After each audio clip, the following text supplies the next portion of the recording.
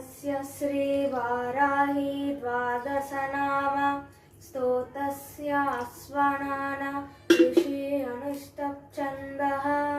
श्रीवाराही देवता श्रीवाराही प्रसदसिद्ध्यर्थं